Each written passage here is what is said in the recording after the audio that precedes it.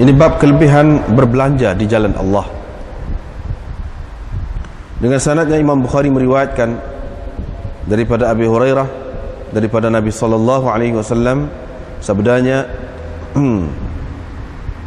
sesiapa yang berbelanja sepasang dari sesuatu perkara, dari sesuatu benda, fi sabilillah, di jalan Allah, da'ahu khazanatul jannah, dia akan diseru oleh penjaga-penjaga syurga, yakni oleh penjaga setiap pintu syurga, dengan katanya, oh fulan, halumma, kemarilah. Abu Bakar berkata, wahai Rasulullah, itulah orang yang tidak ada apa-apa bahaya atau kebimbangan kepadanya, tidak ada apa-apa kebinasaan kepadanya. Nabi SAW pun bersabda, sesungguhnya aku benar-benar berharap engkau termasuk di antara mereka. Diriwayatkan daripada Abi Sa'id Al-Khudri bahwa Rasulullah SAW berdiri di atas mimbar, faqal, lalu dia berkata, sesungguhnya aku bimbangkan kamu sesudahku, ialah terhadap kemewahan yang akan dibukakan untuk kamu. Kemudian Nabi SAW menyebutkan zahratad dunya, perhiasan dunia.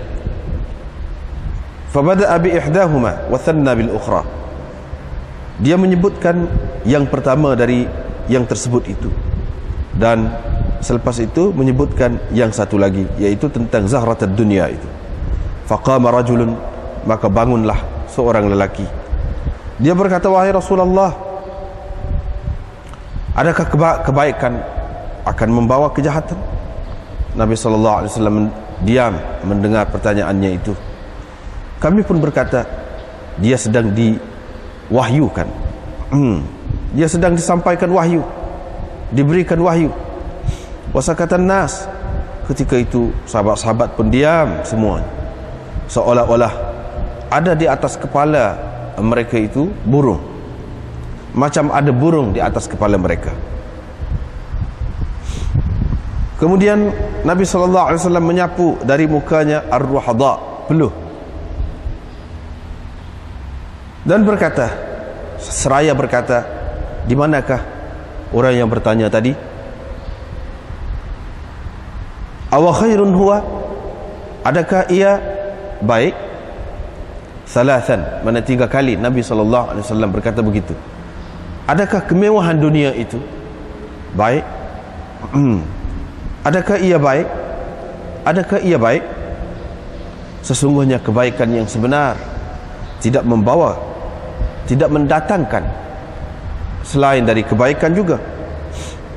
Dan sesungguhnya segala apa yang ditumbuhkan oleh, atau sebahagian besar, kebanyakan daripada apa yang ditumbuhkan oleh musim bunga itu boleh membunuh atau hampir membunuh, kecuali binatang yang makan tumbuh-tumbuhan yang terpilih sahaja. Ia makan sehingga bila imtaddat khasirataha, bila melebar 2 pinggangnya, istaqbalatis syams, ia menghadap matahari, lalu berak dan kencing, kemudian makan pula. Sesungguhnya harta ini, harta dunia ini hijau dan manis. Wa ni'ma sahibul muslim, dan ia adalah sebaik-baik teman untuk orang muslim, yaitu untuk orang yang mengambilnya dengan haknya, jadi dengan cara yang betul, lalu digunakannya atau diletakkannya di jalan Allah, dan untuk orang anak-anak yatim, orang-orang miskin, dan untuk orang-orang dalam perjalanan. Dan orang yang tidak mengambilnya dengan sebenar, dengan cara yang betul, fahuwa kal akil, dia seperti orang yang makan, la yashba', tetapi tidak kenyang. Wa yakunu alaihi syahidan yaumal qiyamah, dan harta itu akan menjadi saksi yang menentangnya pada hari kiamat nanti. Ini bab kelebihan orang yang menyediakan, melengkapkan seorang pejuang. seorang yang akan berperang. Au khalafahu bi khair, ataupun orang yang menjaga ahli keluarga pejuang dengan baik. Setelah pemergiannya. Itu makna khalafahu bi khair. Yani orang yang menjaga ahli keluarga, harta benda, orang yang keluar berperang dengan baik. Riwayat daripada Zaid bin Khalid bahawa Rasulullah sallallahu alaihi wasallam bersabda, sesiapa yang melengkapkan, yang menyediakan seorang untuk berjuang fi sabilillah, yani dengan peralatan senjata dan persediaannya, faqad ghaza, sesungguhnya dia telah berperang. Dan sesiapa yang menjaga ahli keluarga, harta benda, orang yang keluar berjuang di jalan Allah, dijaganya dengan baik, faqad ghaza, sesungguhnya dia telah berperang. Diriwayatkan daripada Anas bahawa Nabi SAW tidak selalu masuk ke rumah, ke mana-mana rumah di Madinah selain dari rumah Ummi Sulaim, kecuali ke rumah isteri-isterinya, kecuali ke dalam rumah isteri-isterinya. Faqila lahu, orang bertanya Nabi SAW. Nabi SAW menjawab, sesungguhnya saya mengasihaninya kerana saudaranya telah terbunuh bersama saya, atau telah terbunuh kerana saya. Ini bab at-tahannut indal qital, yang melumurkan wangian yang dilumurkan khusus untuk orang mati, untuk jenazah pada ketika mahu berperang. Diriwayatkan daripada Musa bin Anas, dia berkata, wa dzakara yaumal yamamah, dia berkata ketika menyebutkan peristiwa Yamamah, yakni peristiwa perang di Yamamah, qala, katanya Anas pergi kepada Thabit bin Qais. Ketika itu dia sedang menyingkapkan, menyingsing pahanya, ini dia buka paha dia, wa huwa yatahannut, ketika dia melumurkan, ini wangian yang dilumurkan untuk orang mati. Faqala, Anas pun berkata, ya ammi, pakcik, ma yahbisuka alla taji, kenapa pakcik tidak keluar bersama, tidak pergi berperang bersama-sama kami? Qal, kata dia, al-an ya ibna akhi, nak pergi dah ni, awal, ya ibna akhi, wahai anakku, al-an, sekarang, saya nak pergi sekarang. Wa ja'ala yatahannat, dan dia pun mula melumurkan wangian itu. Yatahannat, yakni maksud dia minal hanut, daripada hanut, iaitu wangian, sejenis wangian yang dilumurkan untuk orang mati. Thumma ja'a, kemudian dia pun datang, fajalasa, dan duduk, yakni duduk di kalangan orang-orang yang akan berangkat untuk perang. Fadzakara fil hadis inkishafan minan nas, dalam cerita itu Anas menyebutkan inkishafan minan nas, yakni keselerakan, sedikit keselerakan berlaku di kalangan orang-orang Islam yang menentang musuh itu. Faqala hakadha an wujuhina, dia pun buat gini di hadapan kami, dia buat gini di hadapan kami, buat.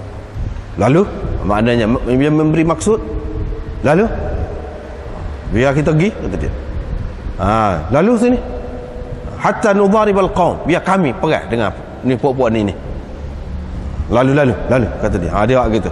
Itu makna hakadha an wujuhina, di hadapan kami itu dia buat gini, lalu di hadapan kami, hatta nudharibal qaum, biar kami berperang dengan puak itu.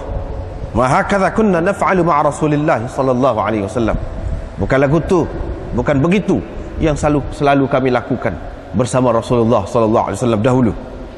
Bi sama awattum aqranakum, alangkah buruknya kebiasaan yang telah kamu berikan kepada musuh-musuh kamu. Jadi kamu telah membiasakan musuh kamu dengan suatu pertanda yang tidak baik sekali. iaitu kamu berperang dengan tidak kemah lah, selalu berselerok, bukan lagu tu perang, kata dia. Rawahu Hammad an Thabit an Anas. Bab fadl at-tali'ah. Ini bab kelebihan at-tali'ah, yang pasukan pengintip. Diriwayatkan daripada Jabir, katanya Nabi SAW bersabda, siapakah yang akan membawa kepadaku cerita golongan itu pada hari Ahzab? Nabi SAW bertanya begitu. Jadi Nabi tanya begitu, may ya'tini bi khabaril qaum, itu pada hari Ahzab, yang pada ketika hampir nak perang tu. Faqala Zubair, Zubair berkata, saya. Thumma qala, kemudian Nabi bertanya lagi, may ya'tini bi khabaril qaum, siapakah yang akan membawa kepadaku berita kaum itu? Zubair berkata, saya. Nabi SAW bertanya lagi. Nabi SAW pun berkata, inna likulli nabiyyin hawariyan, sesungguhnya setiap nabi itu ada pembelanya yang setia. Wa hawari ya Zubair, dan hawariku, pembelaku yang setia, ialah Zubair. Babun hal yub'atsu at-tali'ah wahdahu. Ini bab, bolehkah dihantarkan pasukan pengintip itu keseorangan?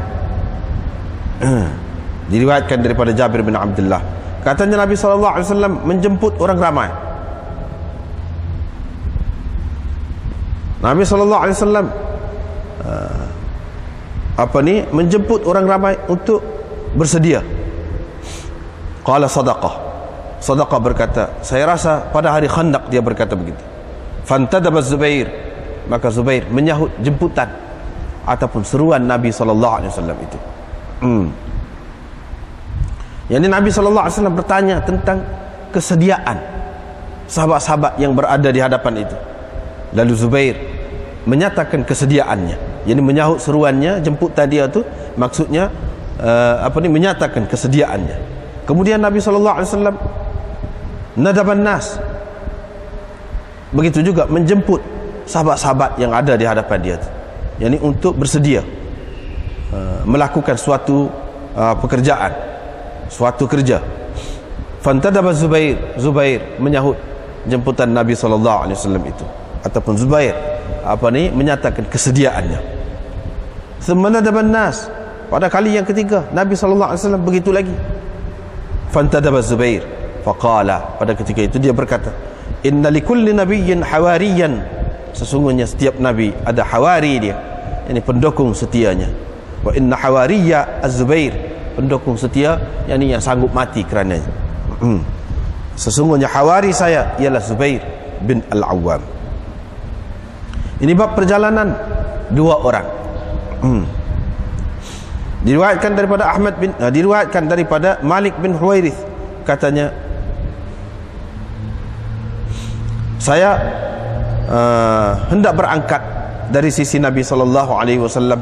Dia pun berkata kepada kami, yakni kepadaku dan seorang lagi sahabatku, adzina wa aqimah, laungkanlah azan dan iqamatkan, yakni bila nak sembahyang. Wal ya ummukuma akbarukuma, dan hendaklah yang lebih tua dari kamu, di antara kamu ni berdua ni, hendaklah menjadi imam. Yang lebih tua tu jadi imam. Bab al-khairu ma'qudun fi nawasiha al-khair ila yaumil qiyamah. Kuda itu terikat di ubun-ubunnya kebajikan, yakni kebaikan, hingga hari kiamat. Diriwayatkan daripada Abdullah bin Umar, katanya Rasulullah SAW bersabda, kuda itu pada ubun-ubunnya ada kebaikan, ada kebajikan hingga ke hari kiamat. Diriwayatkan daripada Nabi SAW, sebenarnya al-khairu ma'qudun fi nawasiha al-khair ila yaumil qiyamah. Kuda itu terikat di ubun-ubunnya kebaikan hingga ke hari kiamat. Diriwayatkan daripada Anas bin Malik, katanya Rasulullah SAW bersabda, al-barakatu fi nawasil khair, yakni keberkatan berada pada ubun-ubun kuda. Ini bab jihad berterusan bersama pemerintah yang baik dan bersama pemerintah yang fajir. Kerana Nabi SAW bersabda, Al-khayl, kuda itu terikat di ubun-ubunnya kebaikan hingga hari kiamat. Diriwayatkan oleh Urwa Al-Bariqi bahwa Nabi SAW bersabda, al-khaylu ma'qudun fi nawasiha al-khair ila yaumil qiyamah. Sama seperti tadi juga, cuma dalam bentuk al-ajru wal maghnam.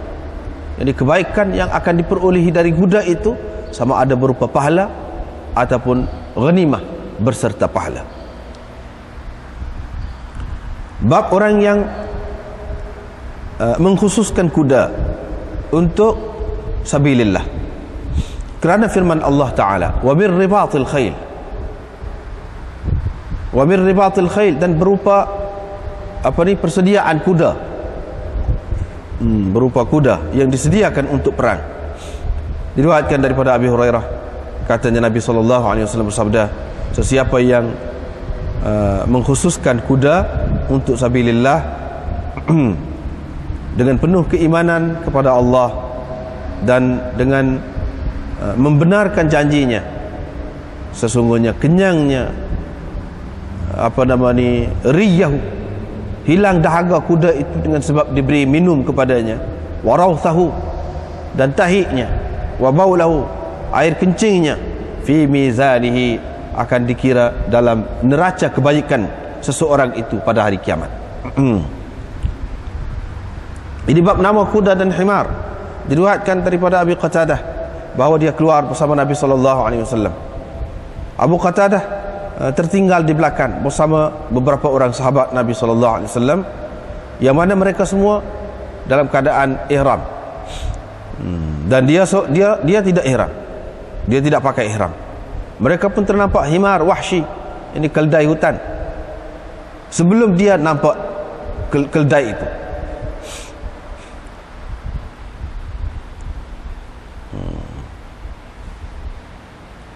Falamma ra'auhu, bila mereka nampak dia tu, tarakuhu, mereka biarkan dia, biarkan Abu Qatadah, hatta ra'ahu Abu Qatadah, sehingga Abu Qatadah nampak sendiri. Dia pun naik kuda dia yang dipanggil Al-Jaradah, kuda dia. Dia pun minta dengan mereka supaya memberikan cemetinya, yang di kayu untuk memukul kuda itu. Mereka enggan memberikan kepadanya. Dia pun mengambil sendiri, fahamala fa'aqarahu, dan dia pun menyerbulah, menyerang, mengejar himar tadi itu, fa'aqarahu, dan mematikannya, menyembelihnya. Thumma akala wa akalu, kemudian dia makan dan mereka pun makan. Fanadimu, tetapi mereka menyesal kemudian itu. Bila mereka bertemu dengan Nabi SAW, Nabi SAW pun bertanya, adakah sedikit lagi, adakah sesuatu daripada daging keldai hutan itu masih ada lagi pada kamu? Mereka berkata, ada kaki dia, ada kaki. Nabi SAW pun ambil, lepas tu makan. Diriwayatkan daripada Ubay bin Abbas bin Sahal, daripada ayahnya, daripada datuk Sahal bin Sa'ad As-Sa'idi, katanya Nabi SAW berada dalam kebun kami. Dalam kebun kami ada kuda Nabi SAW yang dipanggil Luhaif ataupun Lukhaif. Diriwayatkan daripada Mu'adz, katanya saya di belakang Nabi SAW di atas seekor himar yang dipanggil Ufair. Dia berkata, wahai Mu'adz, adakah engkau tahu apakah hak Allah terhadap hambanya, dan apakah hak hamba terhadap Allah? Aku berkata, Allah dan Rasulnya lebih mengetahui. Nabi SAW pun berkata, sesungguhnya hak Allah terhadap hamba ialah mereka menyembahnya dan mereka tidak menyekutukannya dengan sesuatu yang lain. Dan hak hamba terhadap Allah ialah dia tidak akan menyiksa sesiapa yang tidak menyekutukannya dengan sesuatu. Faqultu, aku pun berkata, wahai Rasulullah, bolehkah saya sampaikan berita gembira ini kepada orang ramai? Nabi SAW pun kata, la tubashirhum, jangan engkau sampaikan berita gembira ini kepada mereka. Fayattakilu, nanti mereka akan akan bermudah-mudah, akan berserah, akan bergantung kepada tadilah akan bergantung kepada berita gembira itu, dan mereka meninggalkan amalan yang lain. Diriwayatkan daripada Anas bin Malik, katanya pernah berlaku satu kejutan di Madinah. Nabi SAW meminjam seekor kuda kami yang dipanggil Mandub. Tidak pernah kami lihat sesuatu kejutan berlaku selepas itu, melainkan kami dapati Nabi SAW, kami dapati kuda itu betul-betul laut, yang seperti laut. Jadi Nabi SAW menggunakannya. Habislah situ.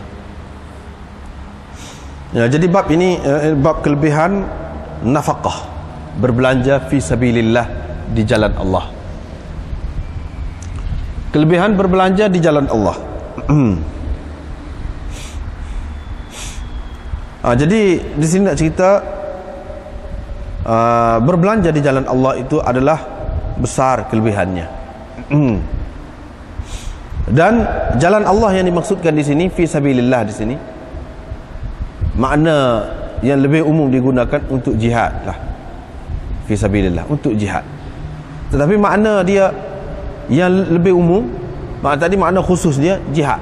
Makna umum dia boleh juga termasuk dalam fi sabilillah ni segala bentuk ketaatan kepada Allah Subhanahu Wa Taala. Segala bentuk ketaatan kepada Allah Subhanahu Wa Taala itu dinamakan sabilillah.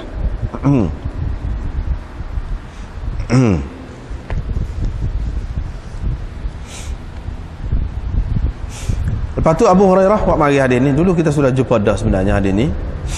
Nabi SAW bersabda, sesiapa yang berbelanja sepasang, yakni sesuatu yang lengkap.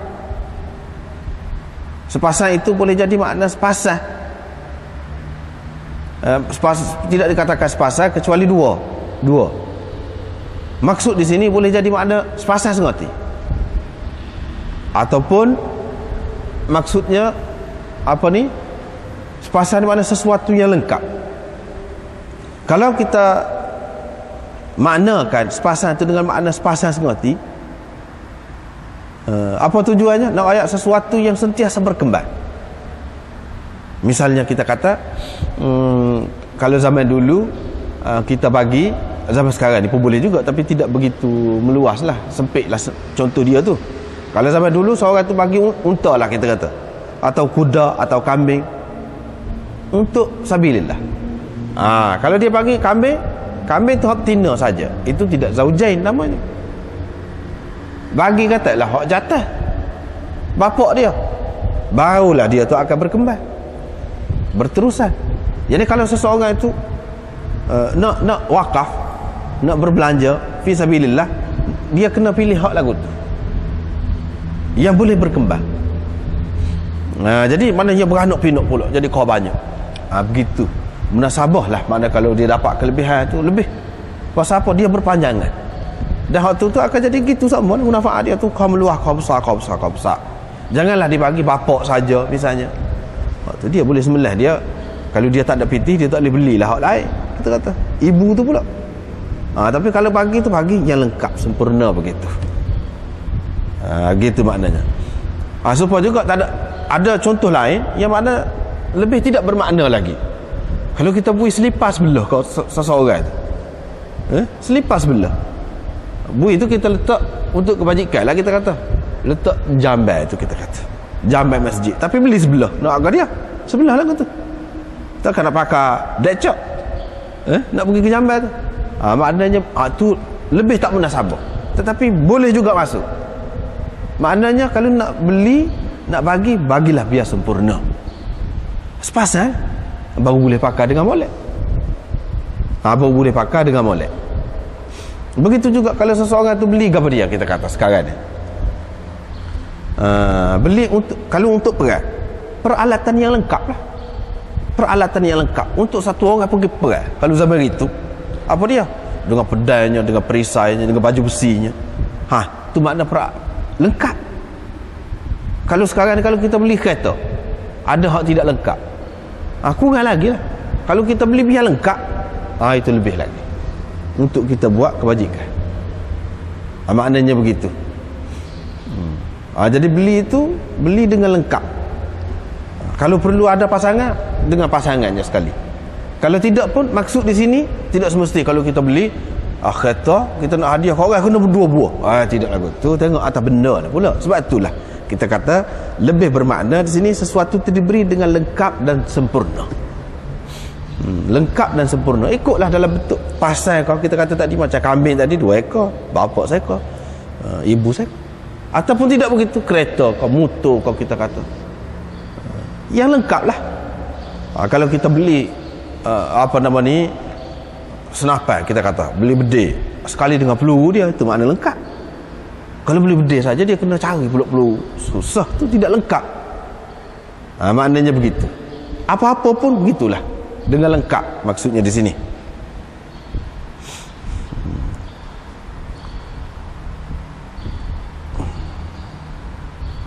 Jadi ini nak rayaknya satu peluang. Kalau seorang tu boleh pergi perai sendiri, dia sediakan orang lain untuk orang lain, dan sediakan untuk dia, itu lebih baiklah, sebaik-baiknya. Tetapi berapa ramai orang yang memang dia tak boleh pergi perai. Ini kalau masalah perai lah, sebab ini bab jihad.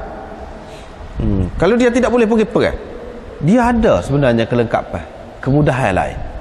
Alangkah baiknya kalau dia bagi, dia dapat juga. Seperti dalam hadis kemudian ni, sesiapa yang melengkapkan ghazian fi sabilillah faqad ghaza, makna dia pergi perang juga, terserupa juga. Apalagi kalau dia tu maknanya ada alasan untuk tidak pergi, dia uzur ke, dia tua ke, dia cacat ke.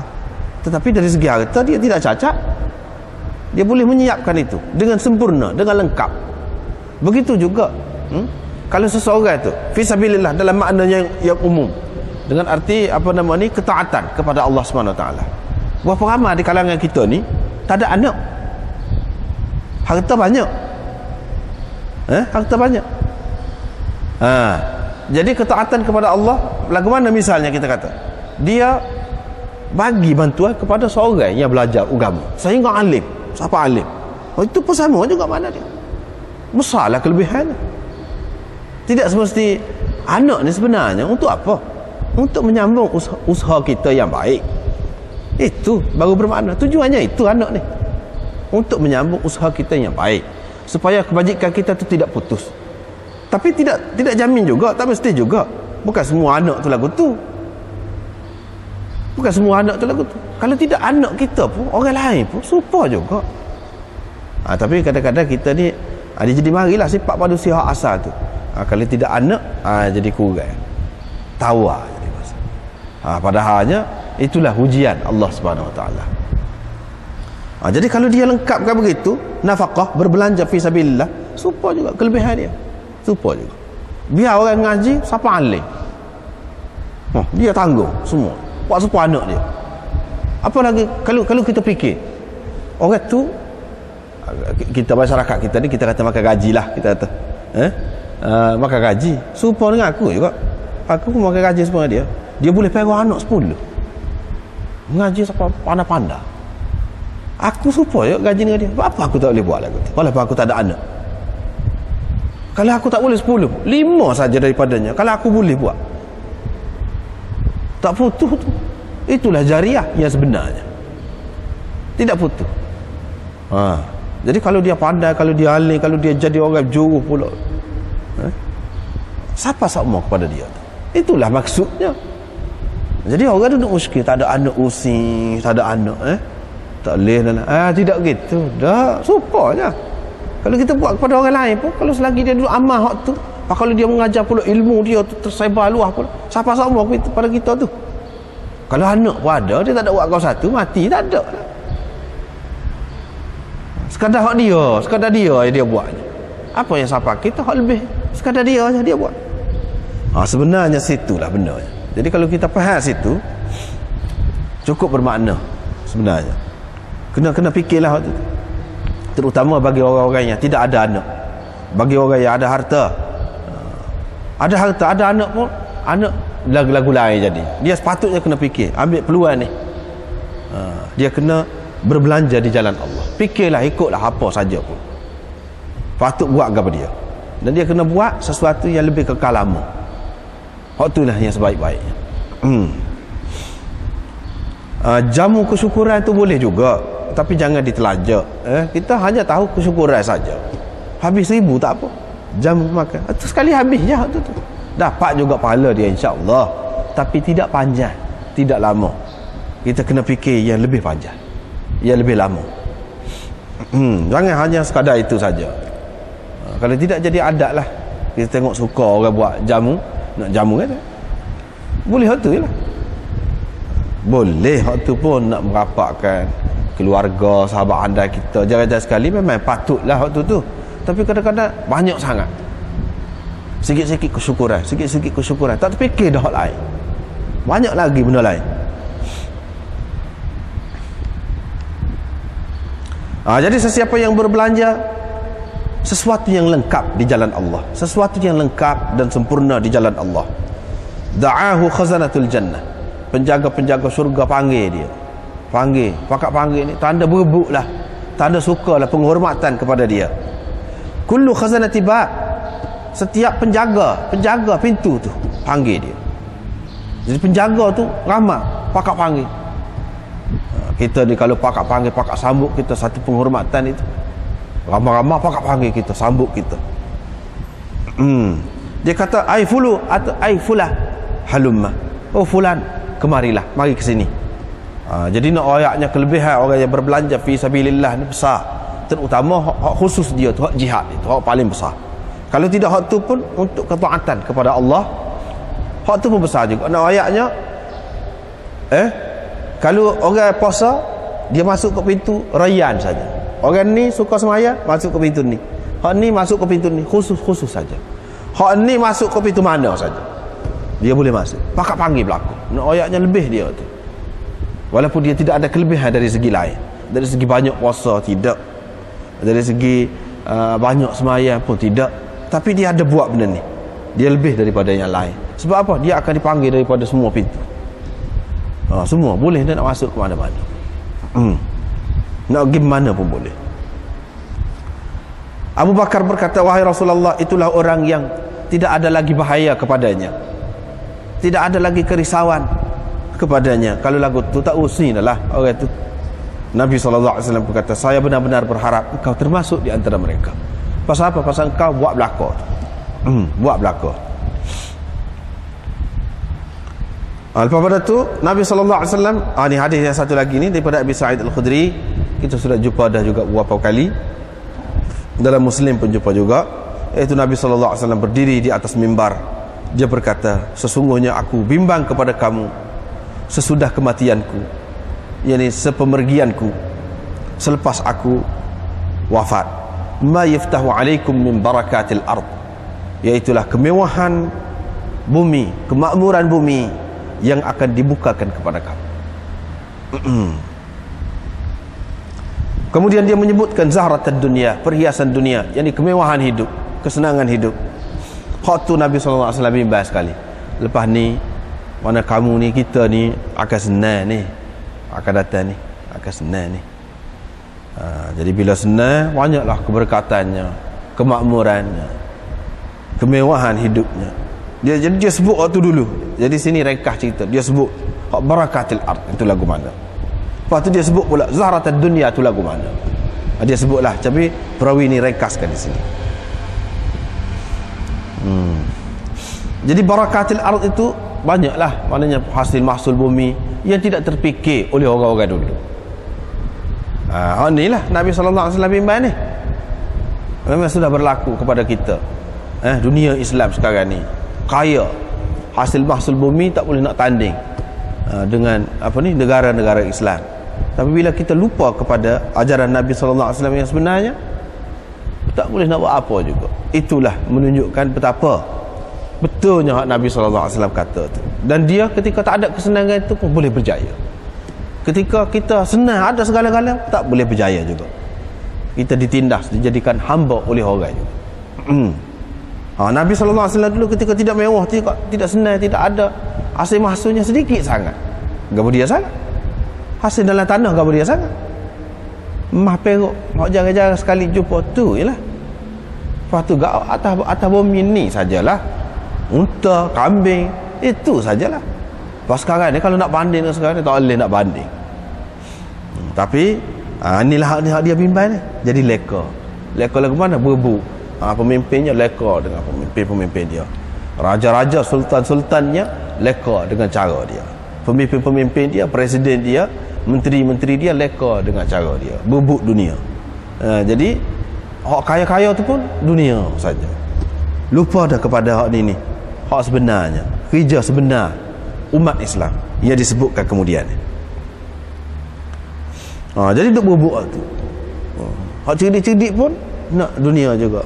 Mikir perah otak, botak ke diri. Mikir-mikir boleh kepada segelintir manusia saja hasil bumi itu. Hak itulah yang mewah-mewahnya. Beli segala-gala yang mewah. Jadi hak ni duduk gitulah boleh lah sedikit sebanyak. Sekadar tu pun tak apa dah lah, mewah dah. Yang bawah-bawah lagi ni miskin, apa-apa ke dana, susah. Pintu jendela pun tak ada rumah. Tangga pun tak ada lagi. Api pun tak sampai lagi. Kita kata berapa ramai dalam dunia ni. Hak kebuluran lagi umat Islam. Lagu tu. Hak ramai lagi. Sedangkan hak segelintir ni lagu tu. Menjadinya. Lalu bangun seorang lelaki, dia berkata, wahai Rasulullah, awayatil khair bisyar. Jadi mana kita duduk perai-perai ni ke kemenangan Islam tersebar ke serata dunia. Ni keluar dan zaman Nabi pun sudah nampak dah begitu. Lepas tu zaman sahabat lagi lah. Adakah kebaikan? Ini kebaikan maknanya hidayah, Islam ni sampai kepada manusia di merata dunia, itu adalah kebaikan. Adakah kebaikan akan membawa kejahatan? Sahabat tanya, dah baik, patut adakah dia membawa kejahatan pula? Ada kesan sampingan pula? Nabi SAW dia, bila dia kata dia, kami pun pakat katalah dalam hati kami masing-masing, ataupun mungkin ada yang berbisik lah, Nabi SAW sedang diwahyukan itu. Jadi dia lah, semua dia senyap macam ada burung di atas kepala masing-masing itu. Jadi bila burung hidup lah. Maknanya kalau bergerak sikit dia terbang selalu. Mana tak sesuai terbang kena duduk dia betul lah. Macam jadi tunggu kayu, duduk senyap. Lepas pada tu Nabi SAW pun sapu peluh dia. Sapu peluh dari mukanya. Mana peluh bila dia menerima wahyu itu. Ar-Ruhadha. Faqala aina as-sa'ilu anifan. Dia pun kata, di manakah orang yang bertanya tadi? Mana hak tanya tadi? Mana ramai lah orang tanya tu dalam majlis tu. Ramai. Sehingga dia perlu tanya. Kalau dia tahu Abu Bakar hak tanya dia misalnya depan-depan dia ni, tak payah tanya gitulah. Maknanya ni tak tahu siapa-siapa. Mari tanya. Di manakah yang bertanya tadi? Lepas tu orang tu bangunlah kira-kiranya dalam riwayat yang lain ni pendek ni. Dia pun kata, awa khairun huwa, awa khairun huwa, awa khairun huwa. Adakah itu kebaikan? Kebajikan? Adakah itu kebaikan? Mana 3 kali dia kata. Sesungguhnya kebaikan yang sebenar tidak akan membawa kecuali kebaikan juga. Ini tidak kebaikan yang sebenarnya. Jadi maknanya kemewahan dalam dunia, kemakmuran dunia, kesenangan dunia ni bukan hak sebenarnya. Kalau kebaikan yang sebenarnya, dia tidak bawa kecuali kebaikan. Kalau ada hak kesan sampingan lagu tu, kesan buruk lagu tu, tidak baik lah tu hak sebenarnya. Jadi tak padalah kalau kita mati-matian kerana itu. Nak rayaknya kebaikan yang sebenarnya dalam dunia ni tak ada. Sepatutnya orang Islam dia kena faham hak tu. Hak sebenarnya kebaikan itu dalam syurga. Bila seseorang tu makan, tak ada sakit perut, tak ada berak, tak ada ketuk busuk, tak ada. Bila dia makan, dia tidak jadi gemuk berlebihan, tak. Bila dia minum, dia tidak jadi kencing, jadi hancing pula, kena buat jamban pula, susah pula. Itulah kesan-kesan buruk dia. Hak dalam dunia ni itu semua ada. Begitu juga kalau kaya menyebabkan orang ni deki, orang ni sakit hati ni. Tengok dalam dunia tak senang berlaku. Kalau comel, hak ni deki, hak ni gitu gini macam-macam lah. Tak ada satu pun kebaikan dalam dunia ni hak kita nak kata kebaikan mutlak, baik sungguh. Kita senang hati, boleh puas hati dengan dia. Tak ada dalam dunia. Benda tu orang-orang yang sudah sampai kepada peringkat tu dia sudah akui belaka. Hak mana kaya nombor satu dalam dunia pun dia akui. Memang tidak boleh senang dengan kekayaan itu. Hak mana comel pun dalam dunia ni pun dia lagu tu juga, serabut juga. Hak mana kepada dia kita kata orang panggil dalam dunia ni ke satu keistimewaan. Tak ada senang. Tak ada senang. Kesenangan yang sebenarnya tidak membawa kecuali kebaikan, kata dia. Kebaikan yang sebenarnya tidak membawa kecuali kebaikan. Kesenangan yang sebenarnya tidak membawa kecuali kebaikan, kata dia. Kebaikan yang sebenarnya tidak membawa kecuali kebaikan. Kalau bawa orang tak baik tu, calah tu dia tidak baik yang sebenarnya. Jadi dunia ni kalau dapat baik pun dia tidak baik yang sebenarnya. Jadi tak padalah kamu sebagai orang yang tahu tentang akhirat, tahu tentang syurga neraka, nak mati-mati kerananya. Tak padalah. Lepas tu dia buat perbandingan segala apa ataupun kebanyakan yang ditumbuhkan oleh musim bunga tu selepas hujan tu kat naik lah, rupuk-rupuk pun menghijau, daun-daun kayu pun segar.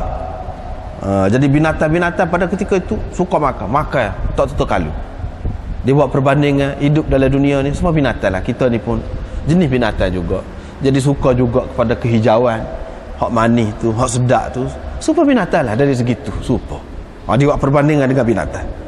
Pasal apa? Sifat binatang nak kepada hak tu. Hak tak cerdik, tak duduk terkekal kepada benda yang tidak kekal itu. Itu sifat binatang. Jadi tapi binatang pun dia ada juga hak cerdik. Di kalangan binatang. Hak cerdik lagu mana? Dia tidak makan belaka. Tidak segala hak hijau depan dia tu dia makan belaka. Tidak. Dia makan pilih-pilih. Ada ketika rehat. Ada ketika dia menghadap matahari, berak, kencing, lepas tu pergi makan pula, berehat. Lepas tu dia makan yang terpilih saja, bukan makan ikut serak, ikut dan. Ada juga orang makan ikut dan, ikut serak. Tak boleh lagu tu. Sebab apa? Sebab dalam dunia ni tidak baik mutlak, tidak ada. Kalau nampak hijau sedap tengok pun macam mana sedap kelih. Pun kita sedap kelih apa nama ni, gambar salji. Sedap comelnya salji. Kalau aku boleh pergi sejuk ketah gegar, tak sedap.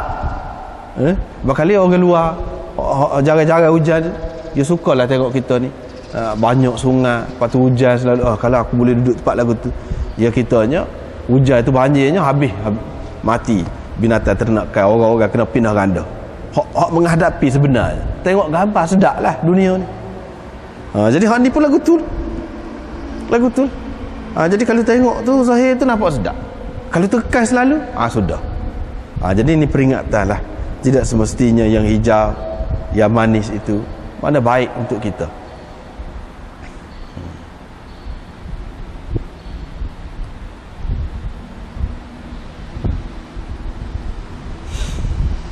Jadi binatang ni kalau dia makan, bila dia kembung perut dia ni, buncit perut dia, dia pergi menghadap matahari, rehat lah. Ni hak cerdik. Dia boleh hidup lama lah kalau tu. Kalau hak tak cerdik ni, nak makan ikut sedap. Memang lah hak tu. Tak sedap, tak manis, kena manis belakang. Manis pula, dia manis kuat, tak lama lagu tu. Nak hari tak sedap ni makan sayur lagu ni. Nak daging ayam, nak percik, nak gotu ni, nak hari. Daging lembu, daging kambing. Tak ada lawan mana kalau lagu tu. Memang lah, memang. Ni pun lagu tu juga. Begitu juga kalau dunia ni tak boleh nak terkait belakang. Kalau tengok perempuan comel, nak bini belakang, nak bini dengan orang putih kata, nak bini dengan Arab kata, nak bini dengan Hindustan kata, nak bini dengan Cina kata. Ada belakang tu perasaan manusia tu, dia mari terletah benda-benda lagu tu. Nak belakang. Cuba kita tengok orang yang bebas lagu mana, yang bebas tak ada agama, tak jauh ke agama pergi, tak ada lama rebah duduk dalam hospital, tak ada lama, tak boleh pergi. Sebaik-baiknya hak agama benarkan, kita kahwin, hidup secara harmoni dengan aman damai, dapat anak bahagia.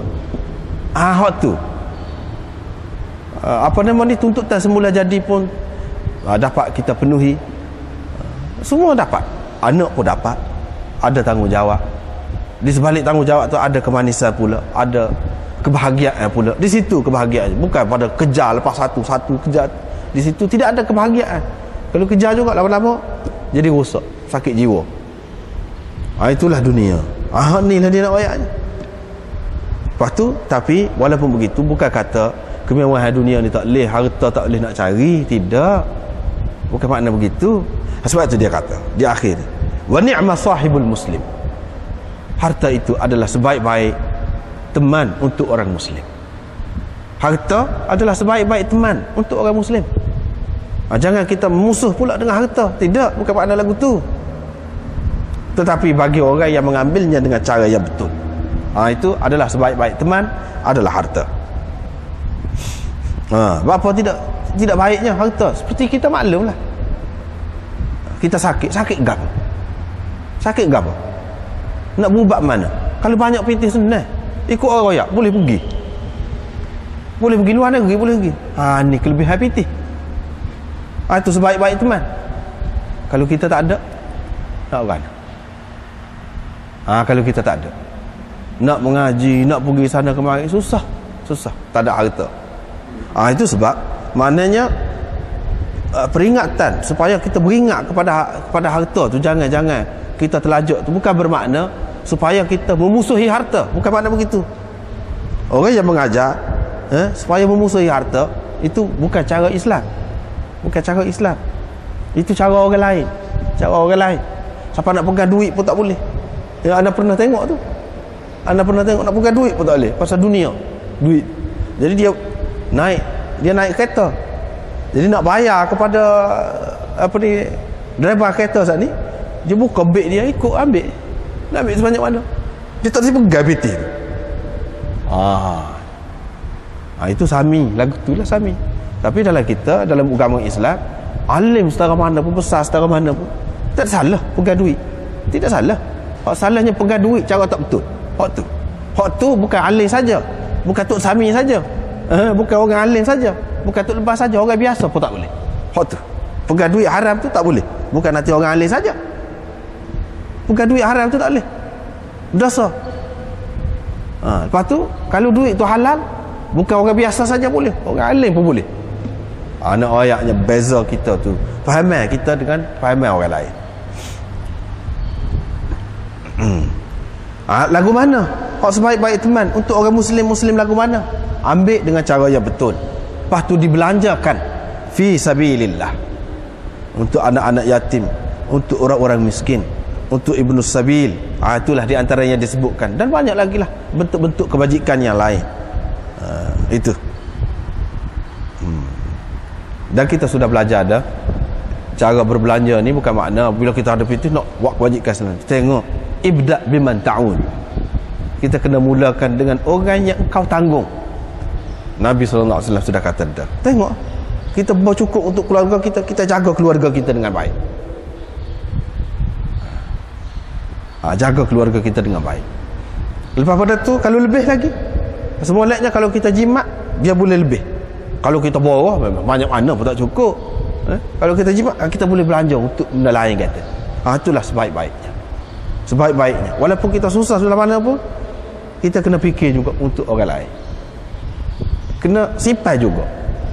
Kena jimat, pandai kita kendalikan duit kita tu, keuangan kita tu, sehingga keluarga kita cukup. Lepas pada tu kita boleh buat lagi untuk benda-benda ni, untuk kebajikan-kebajikan tadi. Sebab kalau nak nanti cukup, yang cukup betul, banyak betul, banyak mana pun tak cukup betul. Dan orang susah secara mana pun, kalau dia ada fikir tadi, dia akan boleh buat kebajikan. Dia akan boleh buat. Tidak semesti banyak. Nilai di sisi Allah SWT tidak pada duit itu. Nilainya terletak pada kesusahan, keikhlasan dia. Nilai duduk situ. Dan orang yang tidak mengambilnya dengan sebenar, dengan cara yang betul, dia seperti orang yang makan dan tidak kenyang-kenyang. Memang tak cukup. Satu, kalau ambil dengan cara tak betul ni, tidak berkat. Dia nak lagi. Lama-lama tak sudah juga. Lepas pada tu, seperti orang makan tidak kenyang. Dia tidak akan puas semua. Kalau tidak beri kepada orang pun, dia makan pitis banyak mana, dia guna untuk dia saja. Puas kah? Tak juga. tak puas juga. Itulah benarnya penyakitnya. Dan harta itu akan menjadi saksi, saksi yang menentangnya pada hari kiamat nanti, bukan saksi menyokongnya. Jadi bahaya harta tu. Begitu juga nikmat-nikmat yang lain, bukan harta sajalah, hak lain-lain pun begitu juga. Harta itu akan menjadi saksi yang menentang dia pada hari kiamat nanti. Dia kata banyak, ya Allah, engkau bagi kepada dia ni banyak. Harta tu jadi saksi. Harta boleh kecek, harta kecek. Saya ni adalah harta dia, banyak benar dia milik, tapi dia tak ada pernah fikir pun buat benda lagu ni. Jadi saksi. Lagu tu teruklah, teruk. Bab fadli man jahaza ghazian aw khalafahu bi khair. Ini bab kelebihan orang yang melengkapkan, menyediakan pejuang untuk berperang, ataupun orang yang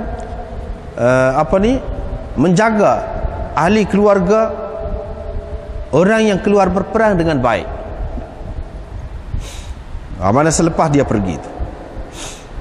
Jadi Nabi SAW kata, sesiapa yang menyediakan, melengkapkan ghazian, orang yang akan keluar berperang fi sabilillah, faqad ghaza, sesungguhnya dia telah berperang.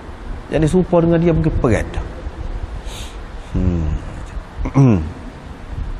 Bahkan dalam riwayat Muslim ada disebutkan, iaitu Nabi SAW pernah dua-dua buat pasangan, dua-dua sahabat, dia pilih di antara dia dua tu siapa yang akan pergi, siapa yang akan menyediakan peralatan untuk kawan itu pergi, dan siapa yang akan jaga keluarga dia. Antara dua, ni kamu dua orang. Antara dua tu siapa yang akan keluar pergi perang, siapa yang akan menyediakan dia, melengkapkan dia dan jaga keluarga dia, siapa dia. Pernah Nabi SAW buat begitu. Jadi maknanya dia tak pergi pun dia duduk jaga keluarga dia. Itu maknanya besar pahala dia tu. Jadi kelebihan di sini ayatnya pahala dia besar lah. Sehingga faqad ghaza, sesungguhnya dia telah perang juga. Dia telah pergi perang juga. Dan sesiapa yang menjaga ahli keluarga, orang yang keluar berperang fi sabilillah dengan baik, jaga dengan baik, faqad ghaza, sesungguhnya dia telah berperang juga, supaya pergi perang juga. Jadi keluarga, jaga keluarga dengan baik tu, jaga keselamatan keluarga dia lah, anak pinak dia, makan minum dia, apa semua jaga tu. Jadi hak ni bukan jaga ni semasa dia pergi saja. Hak tu pun satu kelebihan. Kalau boleh jaga, kalau katakanlah dia mati syahid, jaga pula kemudian lepas pada dia mati tu. Hak tu lagi besar lah, lagi panjang lagi lah pahala dia tu.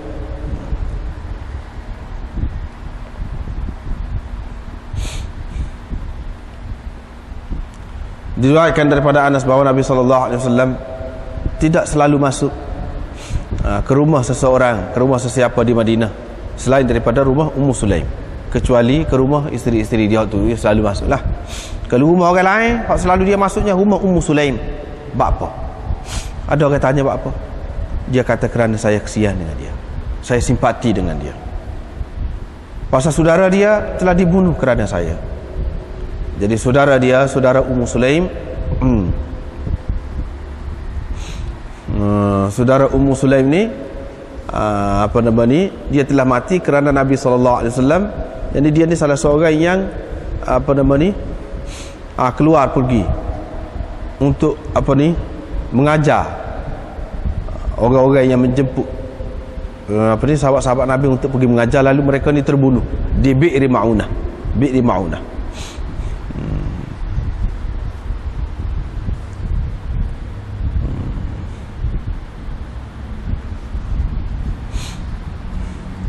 Jadi Nabi SAW tidak pergi. Nabi SAW tidak pergi perang tu. Tidak pergi di dalam peristiwa ni Bi'ri Ma'unah. Dia hantar 70 orang sahabat dia. Dulu kita sudah jumpa dah juga ni. Lepas tu pergi tu dia tipu, dibunuh habis. Tinggal seorang atau dua orang saja mengikut riwayatnya yang terlepasnya. Kok lain dibunuh. Jadi saudara dia ni mati situlah juga. Nabi SAW tak pergi. Sini nak ayatnya apa? Dia nak ayat mana? Dia nak ayat inilah hak bab ni. Fadli man jahaza ghaziyan. Jadi Nabi SAW melengkapkan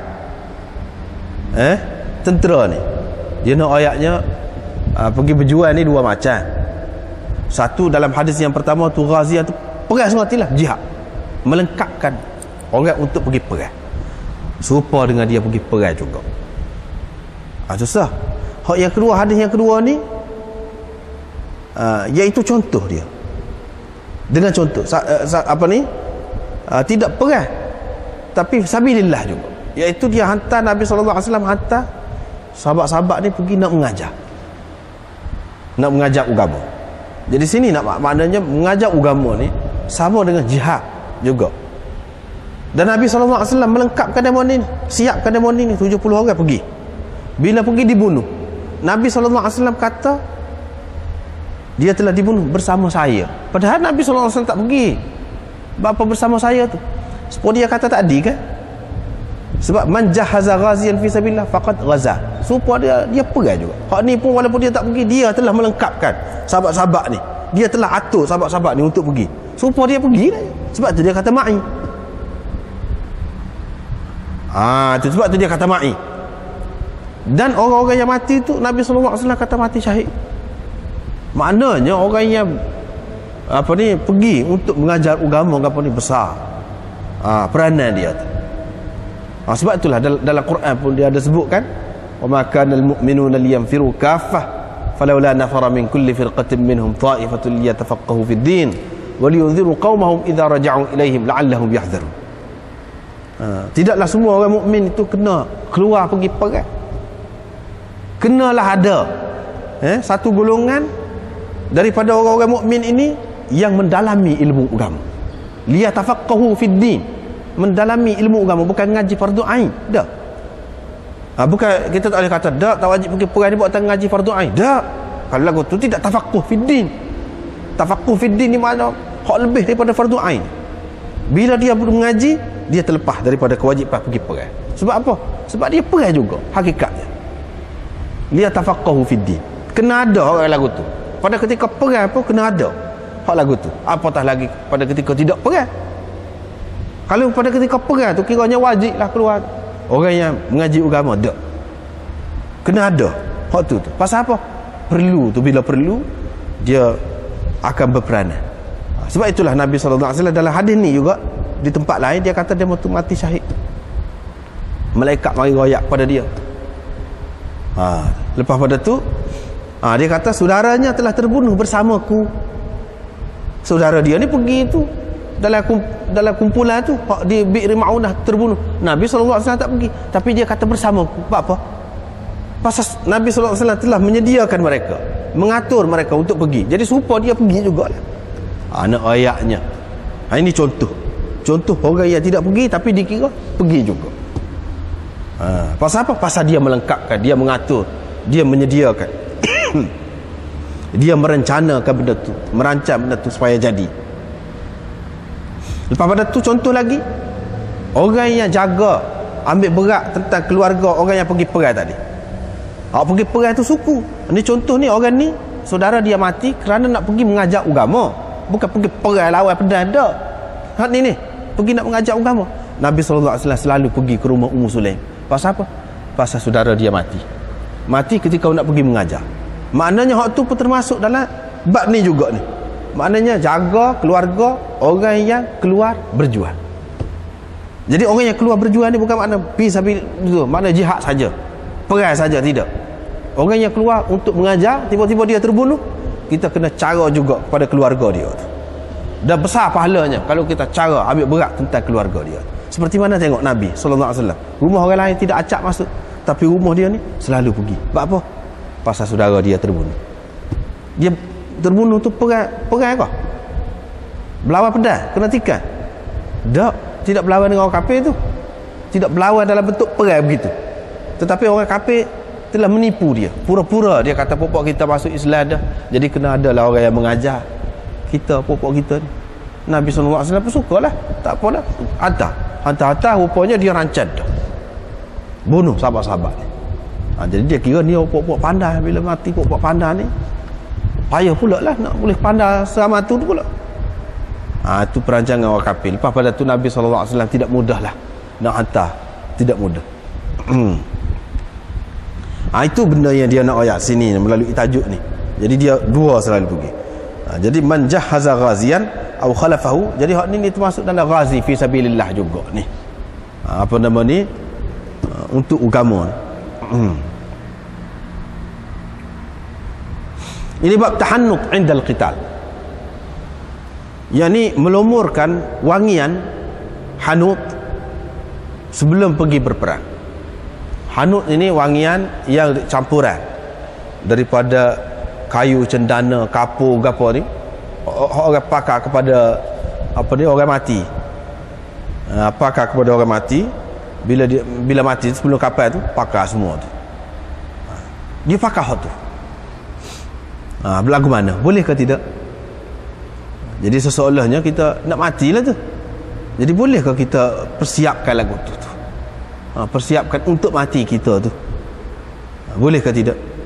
Itu Imam Bukhari nak ayat tu. Nak ayatnya boleh. Boleh lagu tu.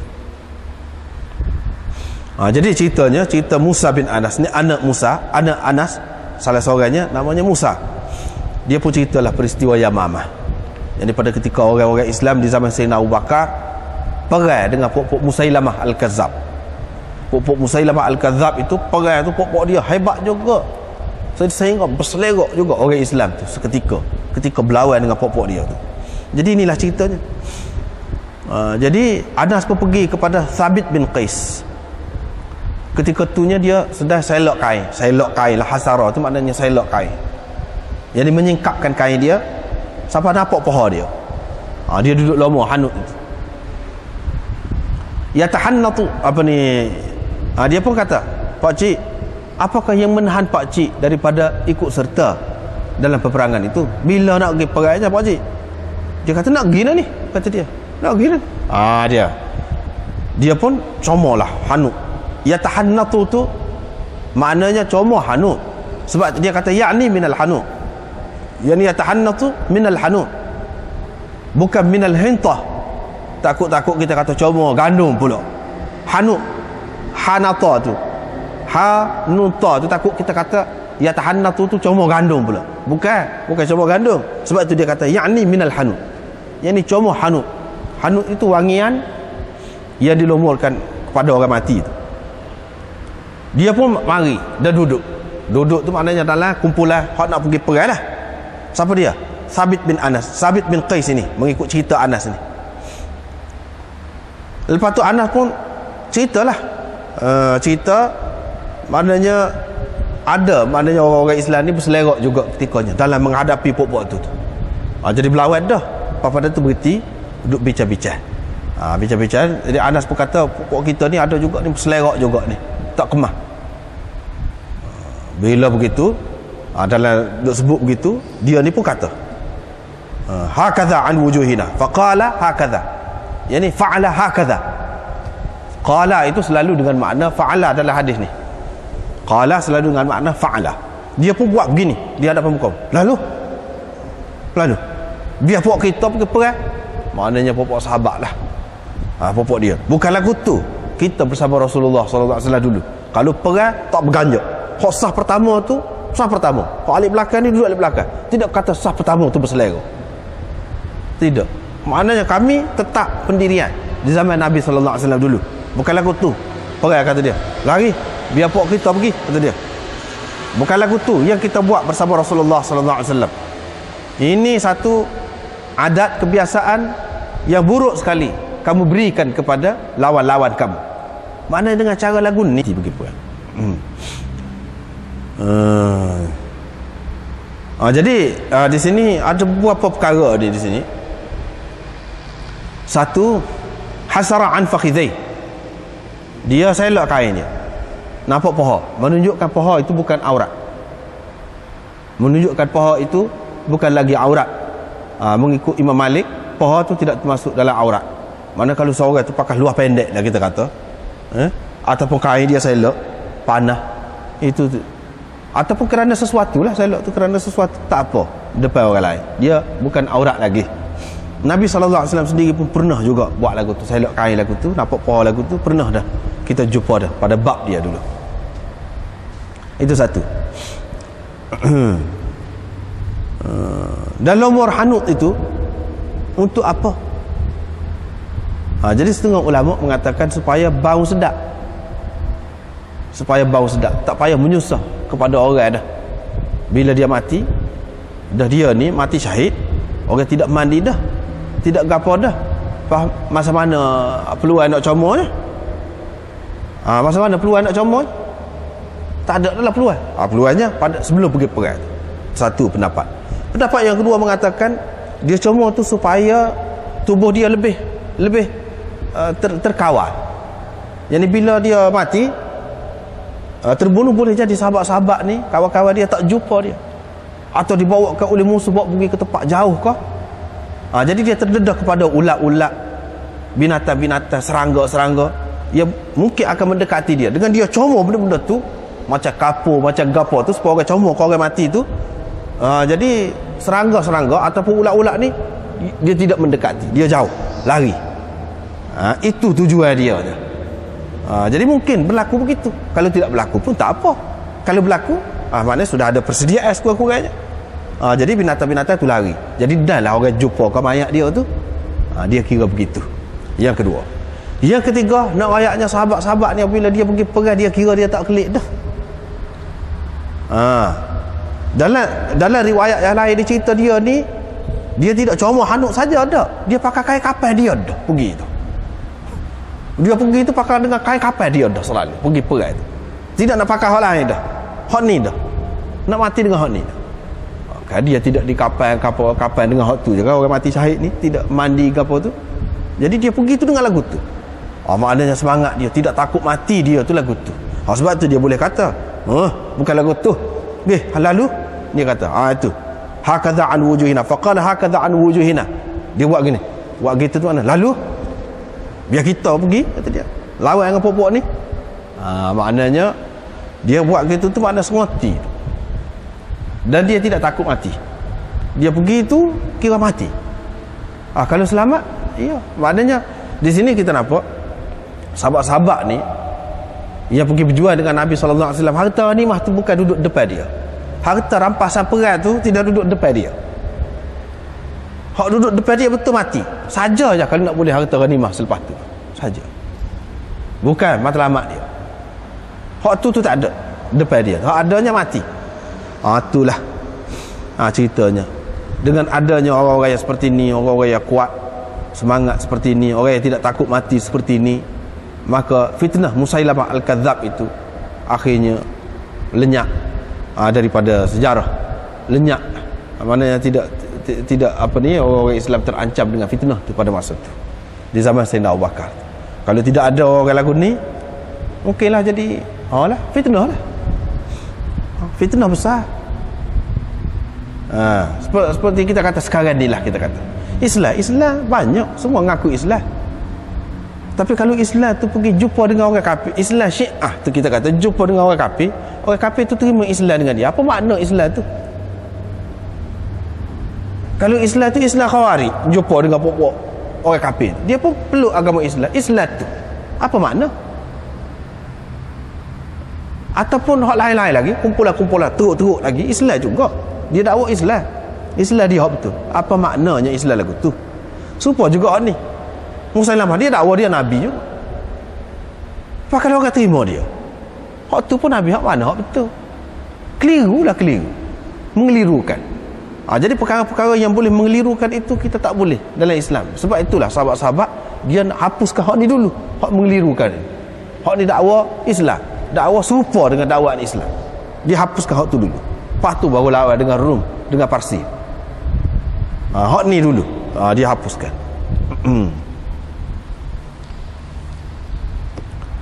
Bab fadl at-tali'ah. Fadl at-tali'ah.